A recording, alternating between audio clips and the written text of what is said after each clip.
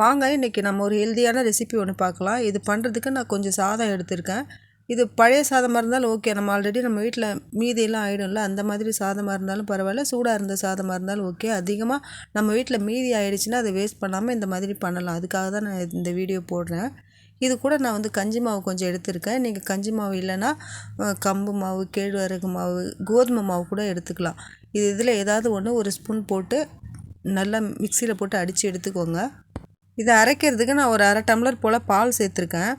நீங்கள் வடித்த தண்ணி இருந்தால், கஞ்சி தண்ணி இருக்குல்ல, அது இருந்தாலும் சேர்த்துக்கலாம். தண்ணியை கூட சேர்த்துக்கலாம், எது சேர்த்தாலும் ஓகே. பால் கொஞ்சம் டேஸ்ட்டாக இருக்கும், அதுக்காக தான் நான் பால் சேர்த்துருக்கேன். இதுக்கு அரைச்சி முடிச்சதும் இதில் இன்னும் ஒரு அரை டம்ளர் தண்ணி சேர்த்துக்கோங்க. பாருங்கள், இந்த அளவுக்கு இருக்கணும். இந்த அளவு தண்ணி சேர்த்துட்டு ஸ்டவ்வில் வச்சு கஞ்சி எப்படி காய்ச்சுவோம், நம்ம எப்போவுமே சத்து மாவு கஞ்சி எப்படி காய்ச்சுவோம் அதே மாதிரி காய்ச்சிங்க. ஒரு நிமிஷம் போல் வச்சுருந்தா போதும், அது உடனே வெந்துடும். ஏன்னா ஆல்ரெடி வெந்த சாதம் தானே அது. ஒரு நிமிஷம் வச்சுருந்தீங்கன்னா அப்படியே பபுள்ஸ் வர ஆரம்பிச்சிடும். பாருங்கள், இந்த மாதிரி வரும்போது நீங்கள் ஸ்டவ் ஆஃப் பண்ணிடலாம். ஏன்னா அதுக்கு மேலே குக் ஆக வேணாம். ஏன்னா குக் ஆகிட்டதுனால தான் அது மாதிரி பபுள்ஸ் வருது. உங்களுக்கு திக்காக இருக்கிற மாதிரி தோணுச்சுன்னா திரும்பவும் பாலோ இல்லைனா அந்த கஞ்சி தண்ணியோ ஏதோ ஒன்று இதில் சேர்த்துக்கலாம்.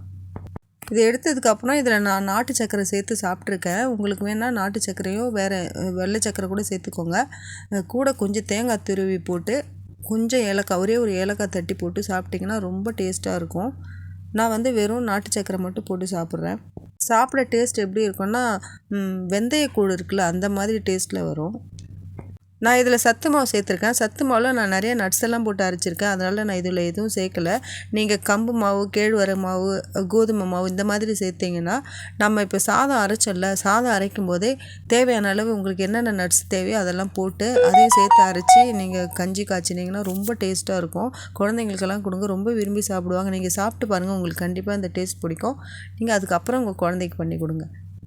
வீட்டில் இருக்க எல்லாருக்குமே பிடிக்கும். நீங்கள் இந்த மாதிரி பண்ணி கொடுத்தா, நீங்கள் இதை ஒரு சாதத்தில் பண்ணி கொடுத்தீங்கன்னு யாருக்கும் தெரியவே தெரியாது. இதில் தேங்காய், ஏலக்காய்லாம் துருவி போட்டு சாப்பிட்டிங்கன்னா ரொம்ப டேஸ்ட்டாக இருக்கும். இனிப்பே இல்லாமல் வெறும் உப்பு போட்டும் சாப்பிடலாம். இது பண்ணுறதுக்கு ரொம்ப டைமும் எடுக்காது, ஒரு 2 மினிட்ஸ் கூட ஆகாது, உடனே பண்ணிடலாம். இது வீட்டில் பழைய சாதம் இருந்தால் தான் பண்ணணும்னு இல்லை, சூடாக இருக்க சாதத்துலேயும் பண்ணலாம். நம்ம சாதம்லாம் மீதி ஆச்சுன்னா அதை என்ன பண்ணுவோம், ஒன்று பழைய சாதமாக சாப்பிடுவோம், இல்லைனா அதை தாளித்து அந்த மாதிரி ஏதோ ஒன்று பண்ணி சாப்பிடுவோம். இது எப்போவுமே பண்ணுறது தானே நம்ம. இனி அந்த மாதிரி பண்ணாமல் இந்த மாதிரி வித்தியாசமாக பண்ணி கொடுங்க, கண்டிப்பாக வீட்டில் எல்லோரும் விரும்பி சாப்பிடுவாங்க. இப்போவும் நான் இந்த கஞ்சியில் மீதி பாதி இருக்குது, அதை வேறு ஒரு டிஷ் பண்ணியிருக்கேன், அதை அடுத்த வீடியோவில் போடுறேன். வீடியோக்காக தான் இப்போ அந்த கஞ்சி பண்ணி காமிச்சேன் உங்களுக்கு. கஞ்சியில் வந்து நான் 1 டம்ளர் தான் எடுத்துக்கிட்டேன். சம்டைம்ஸ் கஞ்சி மீதி ஆகிடலாம் நம்ம வீட்டில். அந்த மாதிரி மீதி ஆகும்போது அதை நாம் என்ன பண்ணலாங்கிறதுக்காக தான் நான் 2 டம்ளராக பண்ணியிருக்கேன். இப்போ அந்த 2 டம்ளர் கஞ்சியில் 1 டம்ளர் நான் எடுத்துக்கிட்டேன். நான் அதை சாப்பிட்டுட்டேன். இப்போ பேலன்ஸ் 1 டம்ளர் இருக்குது. அந்த மாதிரி மீதி ஆகும்போது அந்த கஞ்சி வச்சு நம்ம என்ன டிஷ் பண்ணலாம், வேஸ்ட் பண்ணாமல் கீழே ஊற்றாமல். எக்ஸஸாக இருந்துச்சுன்னா நம்ம அதை தானே பண்ணுவோம். ஒன்று எடுத்து வைப்போம், அப்புறம் சாப்பிடலான்னு நினைப்போம், ஆனால் சாப்பிட மாட்டோம். அப்புறம் அப்படியே கெட்டு போயிடும், கீழே தான் கொட்டுவோம். அதை வச்சு நம்ம இன்னொரு புது டிஷ் பண்ணலாம். கண்டிப்பாக எல்லாருக்கும் பிடிக்கிற மாதிரி ஒரு டிஷ்ஷு. அது நீங்கள் பண்ணி பாருங்கள், ரொம்ப நல்லாயிருக்கும், உங்களுக்கு பிடிக்கும்.